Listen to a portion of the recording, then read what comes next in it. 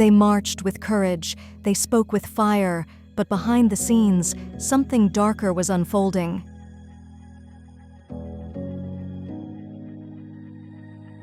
Welcome to today's deep dive into one of America's most controversial secrets, COINTELPRO, a covert FBI operation designed to infiltrate, destabilize, and silence the voices of civil rights heroes. From wiretaps to false rumors, this wasn't just surveillance.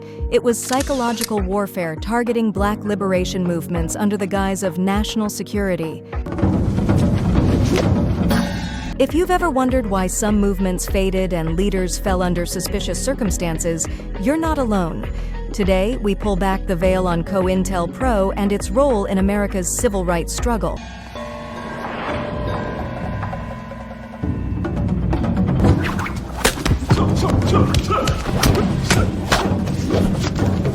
In the summer of 1978, I interviewed a man who worked as an informer for the FBI during the 1960s. His name is Darthard Perry, also known as Ed Riggs, also known as Bill Perry, also known as Othello. How were you paid? The pay was always in cash. Cash, and you would sign a card. It would go like this. A rendezvous or a drop-off point would be picked out either by yourself or the agent. You would meet the agent there. Usually it would be in a vehicle. You get in the vehicle, he would hand you the money. He would tell you first to count the money. He would tell you the amount while you counted it. If the amount was there, he would then bring out a card. On that card would be for the week of such and such. In other words, the week was dated. So-and-so has been paid the amount of.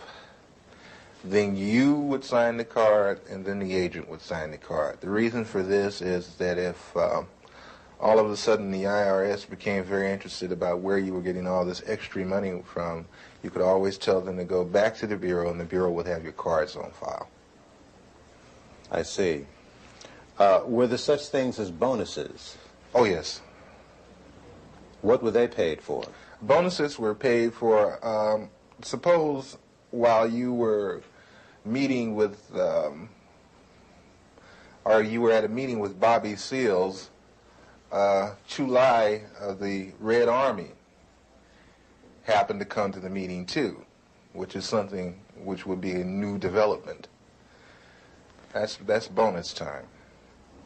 In other words, a hot piece of information. Hot piece, very hot piece.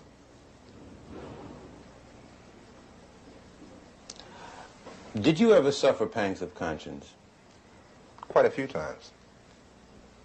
Quite a few times. I still suffer pains of conscience. I suffer from the fact that a lot of people trusted me, and I misused that trust. I suffer from the fact that a lot of information that I gave out was the undoing of certain groups or certain people. I suffer from the fact that I'm on the run constantly. I have no real life to speak of. You have no family life, really? You have a wife? No, I don't have a wife. I do have a child. I can't see her that often. I have to stay away from them because once I come around, the Bureau shows up and harassment starts. I have very few close personal friends, no one to really confide in. It's like being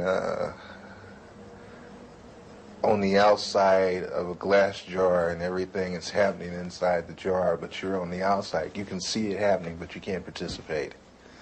Why have you decided to talk to me? For the simple reason, I think this information should be getting out, should be put out to the public. I think not only black people, but everyone should become aware of what your so-called law enforcement agencies do to so-called enforce the law. Because between you, myself, and the audience, I've seen more felons in law enforcement than I have in prison. Many would say, well, look, you yourself just got through saying that the BLA was involved in criminal activity. What's wrong with wanting to put them in prison? How would you answer them? I would answer them this way. First off, we have to understand why they did what they did. But I'm not even gonna go off into that psychological hoo-ha. What I'm gonna say is, when you become just as bad as the people that you go after, then there's nothing gained and a whole lot lost.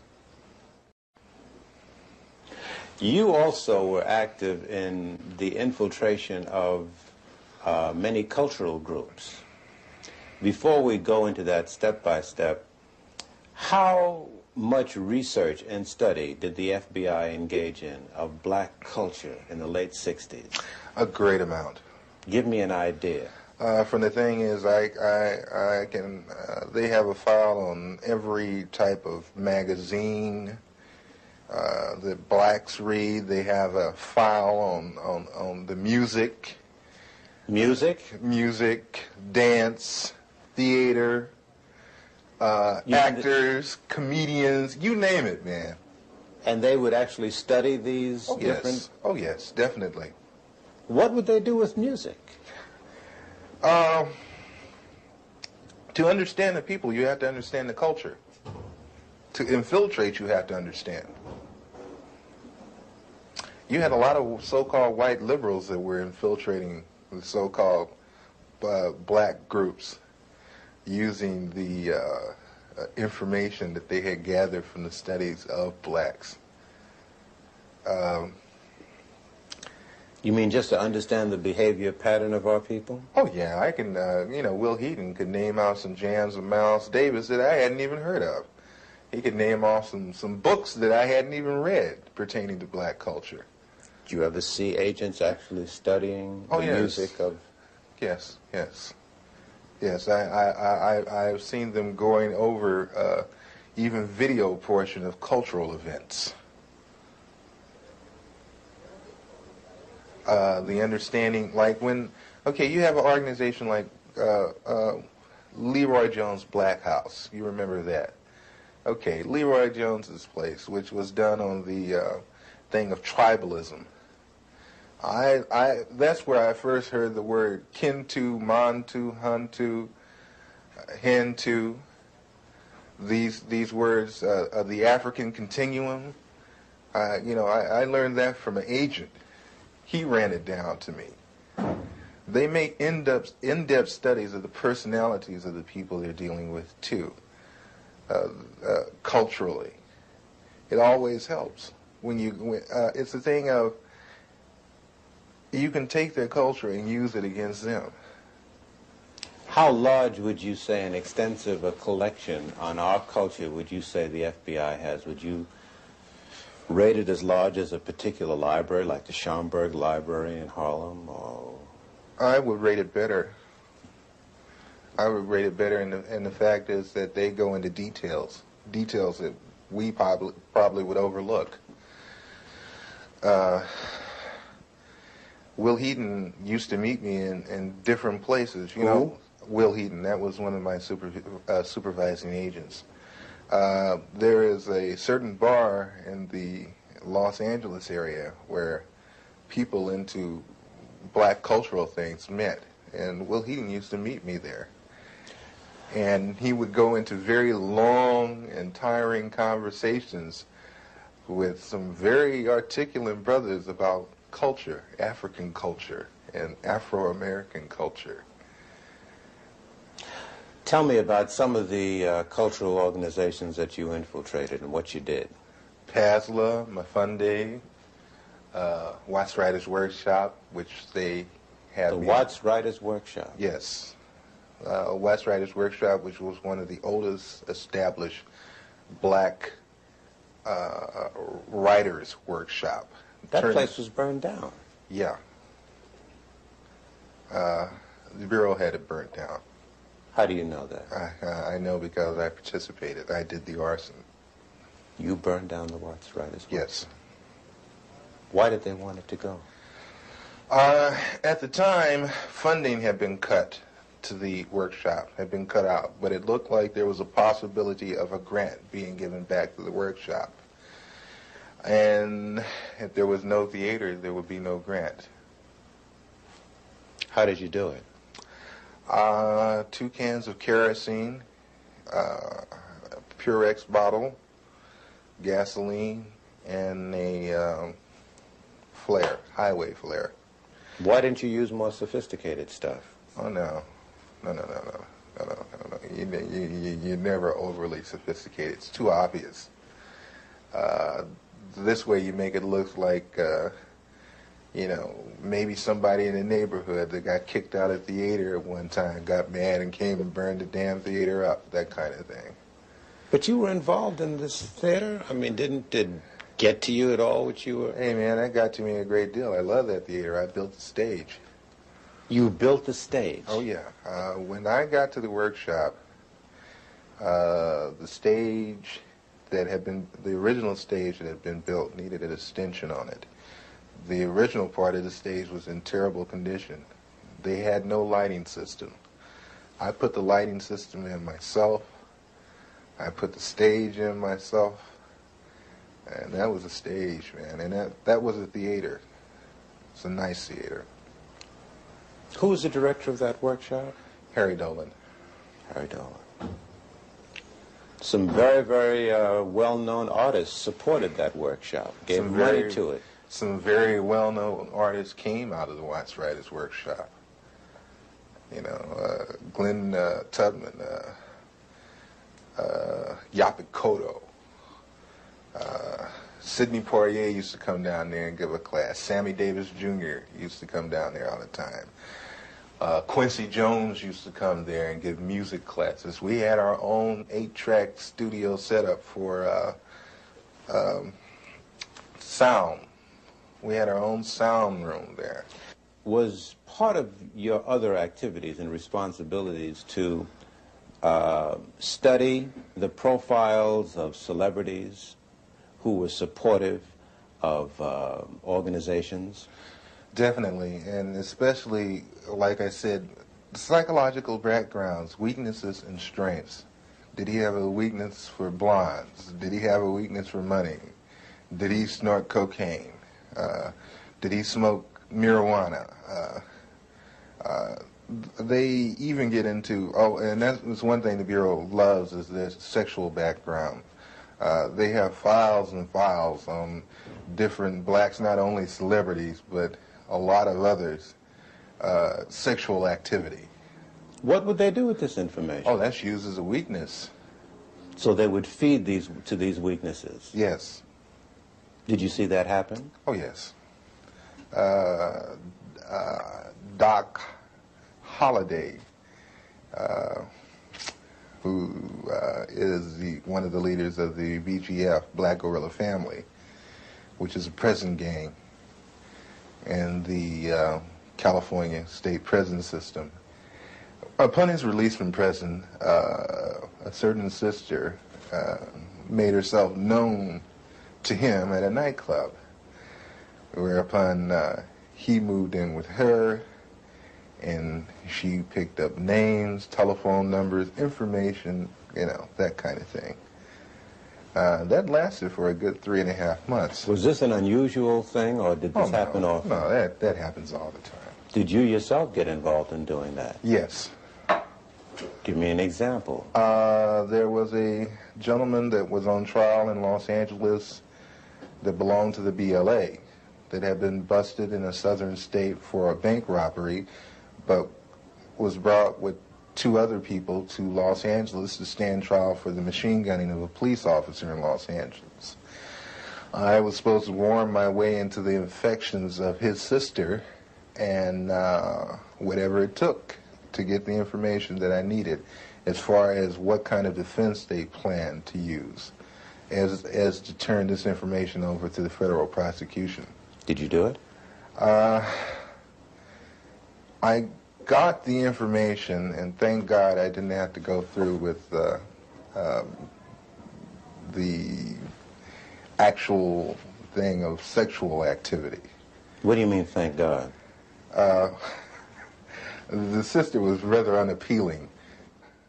How did you justify to the organizations in which you had infiltrated yourself that you were living on an $800 a week stipend or on an $800 a week standard of living when most of them were living hand to mouth?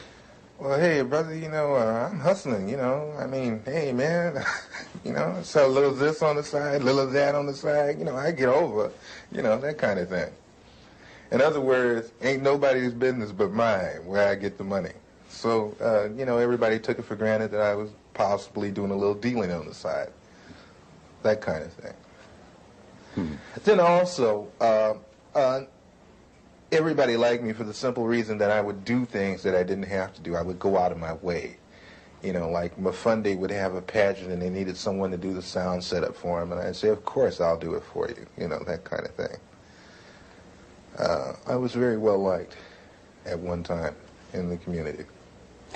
Would you say to American citizens that this situation of surveillance and infiltration continues to this day? Oh, yes. On the dimension that you experienced? Probably much larger by now. Larger? Oh, yeah. Let me put it to you like this. Each year, everything gradually escalated up more and more. So I figured when I left, it didn't stop escalating. As they say, one monkey does not stop anybody's show. You mentioned Sammy Davis Jr., who at one time, it was reported, gave money to the Black Panther Party, I believe. Were you ever assigned to look into that? Yes, I was told to try to get as close to Mr. Davis or to anyone in his office as I could. I used to go up and have real chit-chat, chummy conversation with his personal secretary, Ann, at the 9000 building on Sunset. And I used to bring a Porter-Pack video camera, and I used to go around and I would videotape the whole office. You mean celebrities would be coming into his office and you'd film them freely? Oh, yeah. Didn't they question that? I'm from the Ross Writers Workshop. Yeah, right on, brother, that kind of thing. No questions asked. Same thing with the NAACP Image Awards. They were very interested in people like Sammy Davis Jr. There was another black in Los Angeles that they were very interested in because, not Los Angeles, but in Sacramento, Nathaniel Colley, who's attorney for the NAACP. And I know Nat. And they wanted information on him, just for the simple reason that he's an attorney for the NAACP, which makes no sense to me, but must make a lot of sense to them because they use the information. You've been called upon to testify in Washington. Before who? Before the Senate Committee. I was called first to testify before the Church Committee, and I did go to Washington, D.C. I did testify to those people, and I want to say right now that the committee was full of smack. They got loads and loads of information and didn't even use it, didn't release it. I had tapes that I offered to them in evidence against the Federal Bureau of Investigation with conversations of me and my supervising officers where he's telling me to obtain certain articles for him by stealing. Don't get fingerprints on it. We can really use that. Did you take the weapons over to such and such? The Churches Committee told me that they couldn't use the tapes because the tapes were gotten by illegal means. What would you say about the composition of the committee panel that questioned you? I can say that's for the birds too, because the same people that I was talking about were the same people on the panel with the Churches Committee. What do you mean? When I came in the room to be interviewed by the so-called people from the Churches Committee, the representatives from the Federal Bureau of Investigations were also in the room. FBI agents were a member of the Church Committee panel? They were there with the investigators for the Churches Committee asking questions just like the Churches Committee. And see, this is another thing that I find fault with, and this is another reason why I am not going to Washington, D.C., is that again. I have been asked to come again for the second time. I'm not going again. For the simple reason that when I went up there with the idea that there were agencies investigating the Federal Bureau of Investigation, not the Federal Bureau of Investigation investigating itself. You're on the lam, almost. Do you have a sense that you're going to be arrested and go to prison? Oh yeah, eventually. Eventually, when things come to a head, it has to. It has to be that way. No other way around it.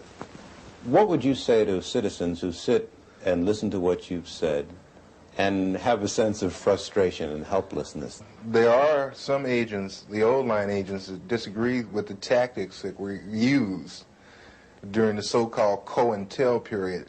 But one thing I don't want us to jump off of is that people always talk about, they're talking about COINTEL now so heavily.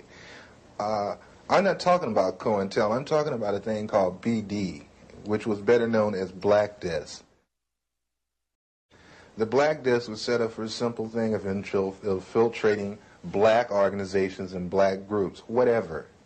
Where was this Black Desk, or were there a number of them? There were a number of Black Desks, but the head Black Desk was in Washington, D.C., controlled by Sullivan. And the... Was he black? No. Mm-hmm. And what was the function of the Black Desks all over the country? I guess there were dozens. The function of the Black Desk was to monitor activity, social unrest, revolutionary groups, cultural groups, and such in the black community. And feed it into this central desk. And it still exists? As far as I know, yes. We've seen a number of investigations into the assassination of Martin Luther King. We've seen an extended police trial of the assassination of Malcolm X.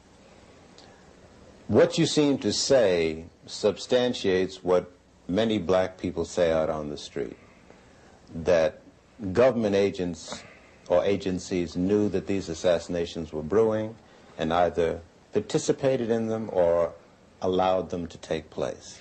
It would behoove black people, it would behoove all people, really, to question so-called the cut and dry one lone assassin theory. The Bureau and other intelligence agencies are very good at conspiracies. They are very good at setting people up to be killed. They are very good at making innuendos so the person will be killed. City police don't know about, because they have policemen in there. They don't let black people form anything without some policemen in there. And while I was in the black Muslim movement, over the black Muslim movement, many of the police who were sent to infiltrate us, they're black, would tell me, say, look, I'm a cop, but I have to come. They would tell me. I knew the Muslim movement was full of police. So don't you think anything is going down that they don't know about. The only thing that goes down is what they want to go down. And what they don't want to go down, they don't let it go down. Be sure to like, comment, and subscribe to this channel for more content like this and more. Thanks again for coming through. See you next time.